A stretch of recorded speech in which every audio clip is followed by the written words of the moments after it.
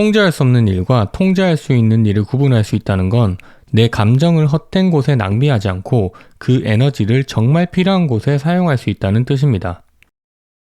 안녕하세요. 여행이야기꾼 박가이드입니다. 여러분들은 운전할 때 그 경적을 자주 누르시는 편이신가요? 운전을 하다 보면 나를 보호하기 위해 경적을 울려서 상대 차량에 주의를 요구해야 하는 일들이 생기는데요. 그런데 이상하게도 경적을 울리고 나면 상대가 아닌 내가 화가 나고 하루 종일 일이 안 풀리는 경험이 있으시지 않으신가요? 정작 해야 할 일을 까먹거나 괜히 죄 없는 동승자에게 짜증을 내기도 하고요. 저는 이런 상황들을 여행 가이드를 하면서 많이 겪어봤는데요. 얼마 전에 도로에서 무리하게 무단횡단을 하며 뛰어 들어오는 사람이 있었습니다. 사실 보통 기사님이라면 막 호통을 치셨을 텐데 이때 함께 간 기사님은 경적을 울리지 않고 차선을 확인하신 후에 살짝 옆으로 그렇게 피해 가시기만 하시더라고요. 사실 상황만 놓고 보면 기사님이 경적은 물론이고 화를 내셔도 문제가 되지 않을 것 같은 그런 상황이었는데 말이죠.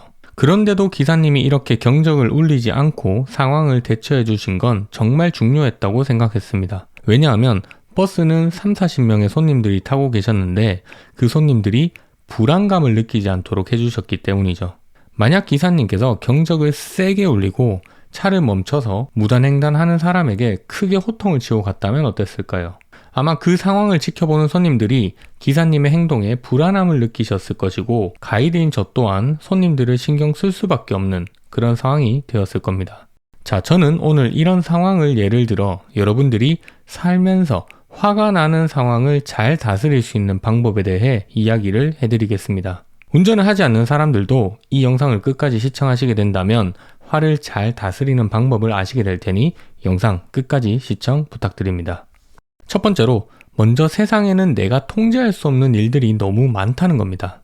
여행 가이드 일을 하면서 크게 깨달은 게 내가 맛있다고 생각한 식당도 몇몇 손님들에게는 안 맞을 수도 있다는 것이었습니다. 그래서 늘 맛집을 소개할 때는 제 기준에는 괜찮은 식당이었으니 참고만 해주시기 바랍니다. 라고 이야기를 하는 편입니다. 내가 맛있다고 모든 사람이 맛있으라는 법은 없으니까 말이죠. 관광버스를 30년 이상 하셨던 기사님도 아마 알고 계셨을 거예요. 도로 위에서 겪은 수많은 상황들 중 단 하나에 불과하다는 것을요.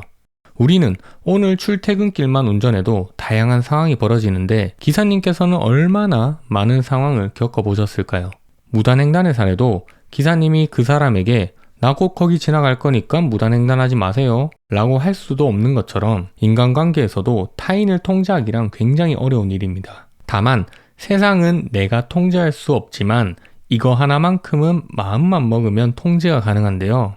그것은 바로 자기 자신은 통제가 가능하다는 것입니다. 우리 주변의 이야기 중에 그런 이야기 있잖아요. 사람은 고쳐 쓰는 게 아니다 라고요. 우리가 화내고 싸우는 이유 중에도 그 사람을 내 생각대로 고치려고 하기 때문에 많이 싸우게 되죠. 사실 상대방을 바꾸는 건 내 능력 밖이기 때문에 결국 상황을 통제할 수 있는 건 바로 자기 자신밖에 없습니다. 기사님이 무단횡단하는 사람을 잘 피한 후에 주변에 짜증이나 화를 내지 않음으로써 한 가지 긍정적인 효과가 바로 손님들의 마음에 불안이 생기지 않게 하셨다는 겁니다. 이건 다시 말해 기사님께서 스스로 마음을 잘 헤아리시고 잘 대처를 해주셨기 때문에 차량에 탑승하고 계신 손님들 모두 편안하게 목적지에 도착할 수 있었던 것입니다. 물론 상황에 따라 화를 참지 못하는 경우도 발생할 수 있을 건데 그때는 어떻게 하면 좋을까요?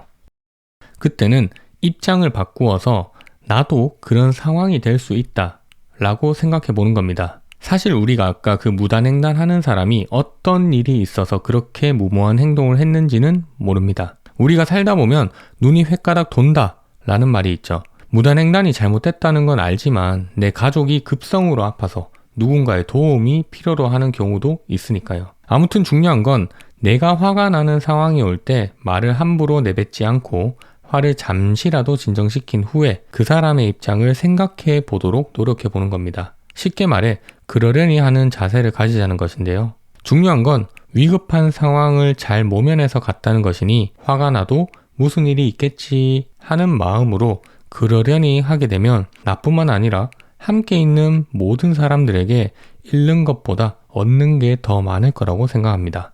자, 지금까지 화가 나는 상황을 잘 다스릴 수 있는 방법에 대해 이야기를 해보았는데요. 통제할 수 없는 일과 통제할 수 있는 일을 구분할 수 있다는 건 내 감정을 헛된 곳에 낭비하지 않고 그 에너지를 정말 필요한 곳에 사용할 수 있다는 뜻인 걸 이젠 여러분들도 잘 알게 되셨을 겁니다. 그런 의미에서 저는 기사님의 모습을 보며 프로란 단어를 이럴 때 쓰는 말이구나 하는 것을 배우게 되었습니다.